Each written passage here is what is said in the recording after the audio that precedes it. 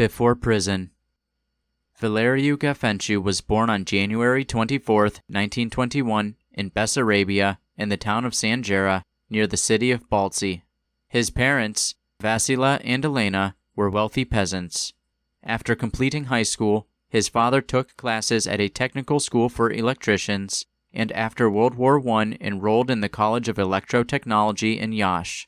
He did not follow the coursework through to graduation, but returned to his native village to teach. During World War I, he was mobilized into the Russian Navy. On March 27, 1918, the National Council voted to unite Bessarabia with Romania. Vasile was a member of the council. In his notes from the colony at Galda, Valeriu says a few words about his parents. When she married, Mama was about 24 years old. Tutsa was about 10 years older than she was and had loved her in secret for a long time. Mama was a simple girl with an elementary school education, without any wealth other than her spiritual and physical purity. Tutsa was an honest man, healthy and robust, with a good upbringing. He was a student at the Polytechnic University, well regarded by all men of value in Bessarabia. With a little more schooling, he would have become an engineer, but after coming into contact with high society and realizing its decadence, he renounced all prospects opened for him and went back to the village to farm and teach. He wanted to establish a pure, beautiful home, to have a wife, children, a farm, and he married Mama. Mama once asked him, "Why are you taking me as your wife, since I have no education, no money, while why didn't you choose an educated girl from Iași, since so many girls wanted you for a husband?" He answered her, "Lena, so many times I look at you and I think that I am not worthy of you. You have something special. You have purity, and that's why I love you." Before marriage, Tutsa had sinned with other women. He had, however, a sense of spiritual honor. He was totally sincere in recognizing his own sinfulness. That's why he was so dear to me. In my last year of high school, I was troubled by thoughts and anxieties regarding relations with women. I asked him one night, "Tutsa, I'm a bit embarrassed, but please tell me honestly, what's the best way to deal with women? Among my friends I advocate abstinence, but I meet with great opposition. The environment in the schools is very bad." Tutsa answered me, "The best thing is to abstain. I sinned in my youth because of a misunderstanding. I had reached the age of 21 and was still a virgin, still pure, but it was rumored among the boys and girls my age that I was impotent and that was why I didn't have relations with women. I was angry, and I tried to find out who had invented this rumor. I discovered that it had started with a girl who was intrigued by my honorable and pure behavior. I sinned with her out of spite. Later on, I was sorry. Oh, how much my father's confession helped me. His advice protected me from so many temptations and falls. After you were arrested, Valeriu, my mother recounted, I was home alone. One night during the winter of 1944, I left Balci on foot for Sangari. The frost was terrible. A man driving a sled caught up with me. I prayed him to take me into his sled, and he did. He was from a village farther away. We arrived in Sangari late at night. Since it was winter, I put him up in our house. After I fed him, I thought, now I must prepare the bed so that he can sleep. And my good mother thought it would be best to prepare the bed in the bedroom for him while she would sleep on the cot in the kitchen. And that's what she did. During the night, Mama heard the doors of the house opening one after the other. Alarmed, she woke up at once. The man opened the door of the kitchen slowly, and Mama asked him, with her gentle voice, "What do you want, mister?" "I thought you might be cold and would like to warm up," he answered. Mama looked at him and replied, "I have taken you in and sheltered you in my house, offering you the most honorable place, with my thoughts towards God. And just as I have one God, Jesus Christ, I also have only one husband." The man cast his eyes to the ground in shame and, closing the door behind him, went back into his bed. I kissed Mama, and she told me that throughout their married life, she and Tutsa were faithful to each other. What a wonderful thing in which God is pleased. They lived all their lives so beautifully. They loved each other, and we, their children, never saw them arguing. I know that Tutsa loved Mama. He protected her. For example, he would get up early in the morning, prepare everything for the field, and prepare the household for the day. Then at sunrise, when he left for the fields, he would wake her up. He always let her sleep in so that she could rest. I can still hear him saying to her affectionately, "Hey, Lena, lazybones, get up." The fruit of the love of these exceptional people were their 4 children, Valeriu, Valentina, Eleonora, and Elisabeta.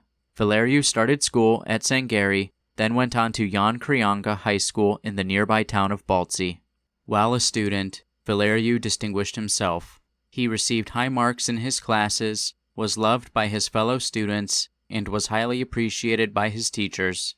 He was demanding with himself and also with the education of his sisters. As an older brother, he supervised them closely regarding their friendships, lessons, and such.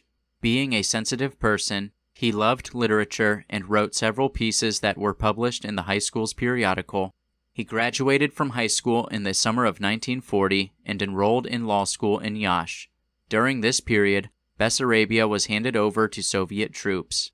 The Gafencu family crossed the river Prut and took refuge in Iași.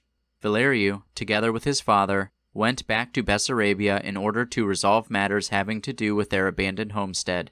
When they crossed the river Prut back to Romania, they had to keep clear of Soviet troops guarding the border from the riverbank. A touching scene recounted by Virgil Maxim occurred here. After a short rest on the right bank of the river, the old man stood up and gave thanks to God for his help in bringing his family to safety. He then embraced his son and made the final confession of his life. "I brought you here so that you can take care of your mother and sisters. I charge you with this responsibility before God. I have to return to my people, my village." Valeriu was troubled. The old man noticed his emotion and continued, "What would all of our Bessarabian brothers say? How could I raise my eyes to heaven if I and others like me, who until now have struggled to preserve the Romanian spirit in this land, would now flee from the path of the oppressors and not take part in the suffering that awaits us?" Valeriu understood his father and didn't try to dissuade him. He realized how strong his father's sense of duty was and resolved to be faithful himself, as a son worthy of the same faith in God and in the future of his people. "Better times will come, but now we need sacrifices," added the old man. Once again embracing his son and making the sign of the cross, he headed for the shore and swam across the river into his beloved Bessarabia. A short time later he was arrested and sent with a group of fellow Bessarabians to a camp beyond the Arctic Circle. He died a year later amid horrible conditions, placing his hope in God to whom he had entrusted his loved ones. Someone who had miraculously escaped from the camp later related these things to Valeriu. As a student at the law school in Iași, Valeriu came to the attention of his professors as an honest young man full of decency. Fellow peers also appreciated Valeriu for setting an example of benevolence and upstanding behavior. In the fall of 1941, the reigning political regime declared the Legionnaire movement illegal. Valeriu, a member of the Legionnaires, was arrested and sentenced to 25 years in prison. He was 20 years old. Valeriu and Legionnaire education. Before discussing what happened with Valeriu during his imprisonment, one must clarify an aspect that remains difficult for many: his involvement with the Legionary movement. It must be said from the onset that, before all else, the legionary phenomenon was a wave of feeling or sentiment, a state of spirit. It has been observed that Romanians are generally not receptive to doctrines but to spiritual states. This is certainly true with respect to the Legionnaire movement. According to those who experienced it, it was rather a spontaneous phenomenon, a state of spiritual resonance, a response to internal searching, than a collective adherence to a doctrine. The Legionnaires were convincing to others, through their manner of living, through their example, through what they transmitted. They had a faith and decisiveness that others found stimulating. But where did this manner of living come from? What gave rise to this spiritual state that contaminated thousands, if not hundreds of thousands, of people? What exactly kept up their zeal?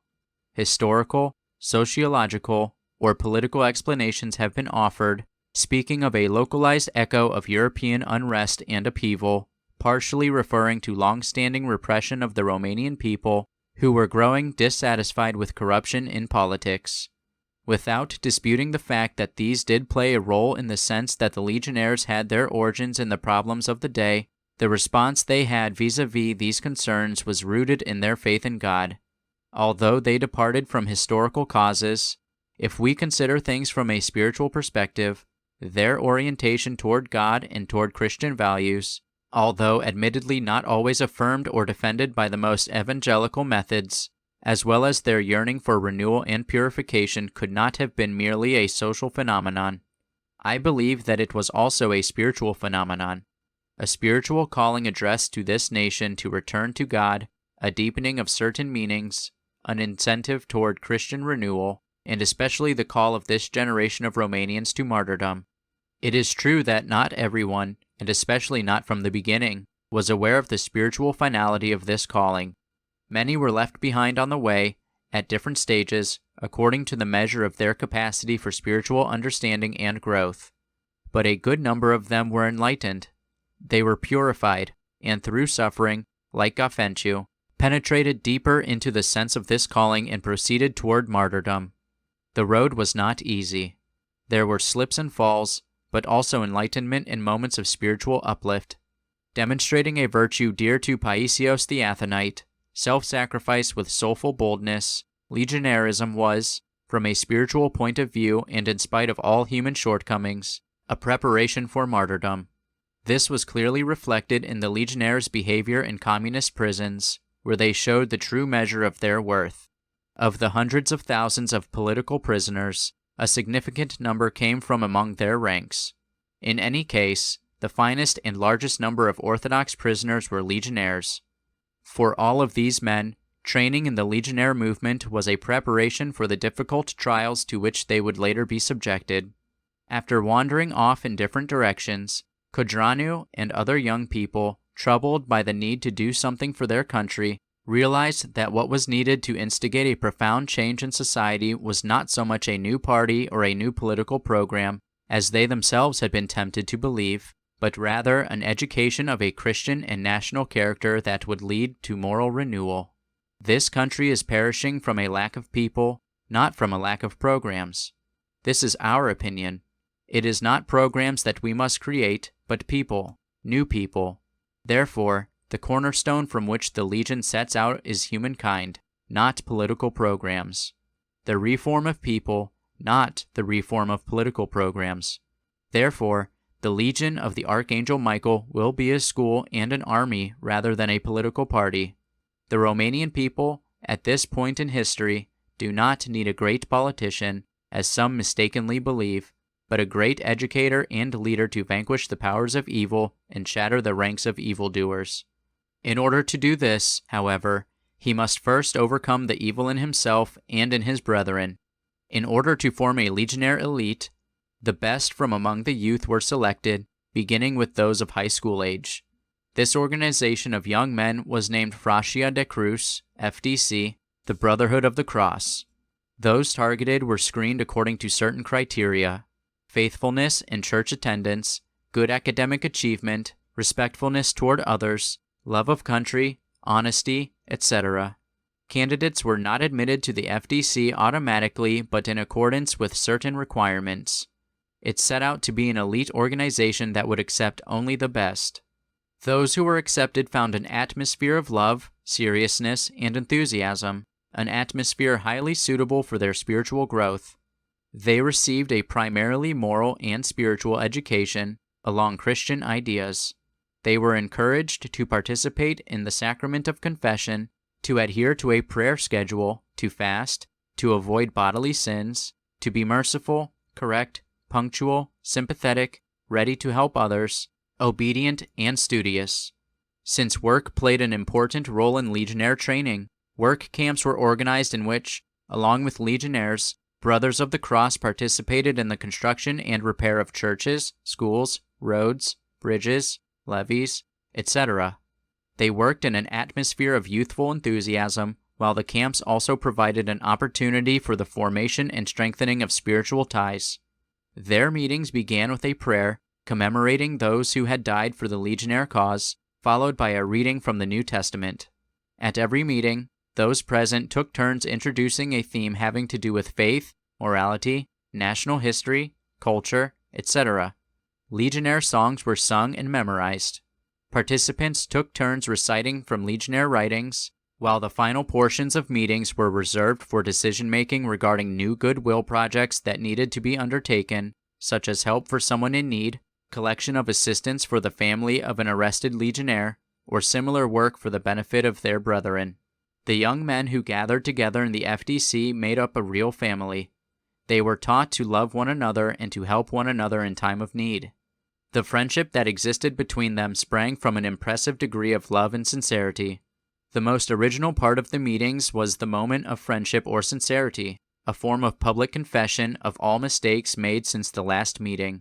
This did not replace the sacrament of confession. Each of them also confessed to his spiritual father. Rather, it was an expression of the trust and sincerity that united them. After they all confessed their mistakes, each of them reported what mistakes they had noticed among the others who were present. Then each of them received a penance. These moments of sincerity were very important for strengthening their spiritual bonds. Within the safety of love and understanding given by the other brothers of the cross, each of them found the power to struggle against their own mistakes and defects.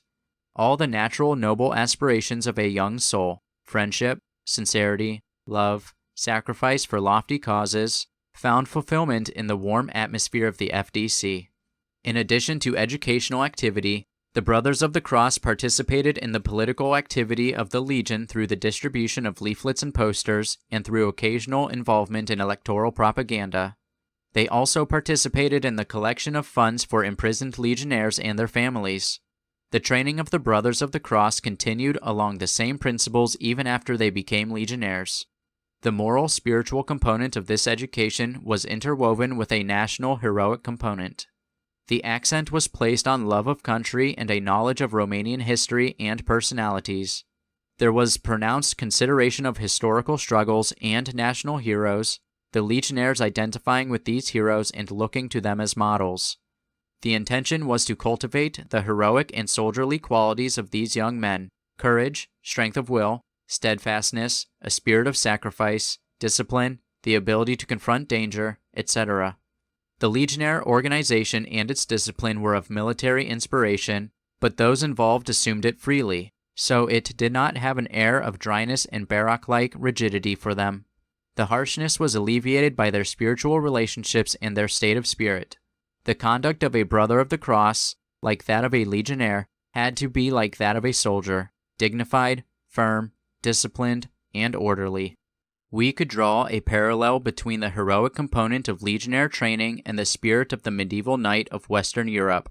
Faithful toward God, moral, of strong character, dignified in conduct, ready to sacrifice for faith and country, for the Holy Cross, for the fatherland. As phrased in the Legion's anthem, the Legionnaire was a kind of knight, free of moral stain or fear, defender of the oppressed, determined to fight all manner of injustice. No one and nothing could deter him from his incorruptible code of conduct. An outlaw with the soul of a saint. A very important trait for both Legionnaire and knight was a sense of justice. While being obligated by their code of conduct not to do anything that would tarnish their sense of honor, or that would prevent them from supporting a just cause, this very sense of honor also required them to act when someone offended them. This kind of conduct is debatable from a Christian point of view, which advocates humility and requires that one turn the other cheek when struck. In the communist prisons, when the Legionnaires encountered Christianity in all its profundity, this concept of honor turned out to be a source of great difficulty for them, as they realized that the passion of pride can lie behind it. Vanity hid itself within us under the secret cloak of honor, and it was a difficult struggle until this so-called dignity and honor were spiritualized, passing through a process of purification. Many youngsters were attracted exactly by this musketeer aspect of the Legionnaires: uniforms, training songs, military discipline, manly conduct, the call to sacrifice and heroism. Firm and steadfast characters, single-minded men with a fighting spirit, found an environment well suited to their spiritual framework. Youthfulness and impetuosity pushed them toward complete engagement, while at the same time they were sensitive to offenses and injustice. In these kinds of situations, they did not turn the other cheek, but took action. Our law is clear and precise. If he respects me, I respect him. If he strikes me, I strike him. We do not start fights, but we end them. Those attracted to the Legion by this outlaw aspect gradually reached, each at his own pace, a deeper level of understanding. Someone once spoke to me about a young man whose life had been changed by meeting Puiu Garcineanu, a legionnaire with a profoundly Christian lifestyle, in a work camp. Seeing Garcineanu, I was ashamed of my superficial understanding and came to realize the spiritual transformation to which I was being called. There would be others like him, but most would change during the long, hard years of prison when, maturing through suffering and confronted with the limits of their own strength, without the hope of release, they would balance honor with humility. The Spartan component of their training would then prove to be of great use to them, helping them to brave the difficulties of imprisonment. Because measures were taken against the Legion such that they were almost constantly persecuted, the education of the Brothers of the Cross did not follow its natural course. Forced to meet in secret, sheltered from the far-reaching sight of the authorities, without experienced guides, these young men were not always able to benefit from a solid spiritual education. Moved primarily by enthusiasm and sincerity, they nevertheless lacked a profoundly Christian vision, which most of them would acquire in prison. The seeds sown through training in the Brotherhood of the Cross, despite their shortcomings, were significant because these young men received a spiritual foundation based on Christian principles that was much more solid than any training offered in traditional academic milieus. The Christian conduct they later displayed in prison found its source in these principles which formed their characters, principles which cultivated the virtues of steadfastness, solidarity, and a spirit of sacrifice, while many non-legionnaires, as Steinhardt noted, lost their balance, their humanity, and their self-control. Bearing in mind this dimension of legionnaire training which, in spite of its shortcomings, prepared a great many people for martyrdom, it can be understood why Father Constantin Voicescu called the legionnaire movement the love story between Christ and the Romanian people, while Father Justin Parvu saw it as the highest form of the manifestation of Romanian genius. After this lengthy digression about the legionnaire movement, necessary for a more comprehensive understanding of the political and spiritual context, let us return to Valeriu Gafencu. Having an enthusiastic and idealistic nature, he completely found his place in the Brotherhood of the Cross, which he joined while still a high school student in Balti. In 1937, and along with other Brothers of the Cross, he participated in an electoral campaign for the Legionnaires' political party which named itself Toto Pentru Tare, everything for the country. He posted placards and campaigned with much enthusiasm, at one point being retained by policemen. While a college student at Iași, he became the leader of a group of Brothers of the Cross from the city's high schools. After January 1941, he organized the high school students of Iași to protest against Antonescu. For this action, he was arrested and sentenced to 3 months in jail.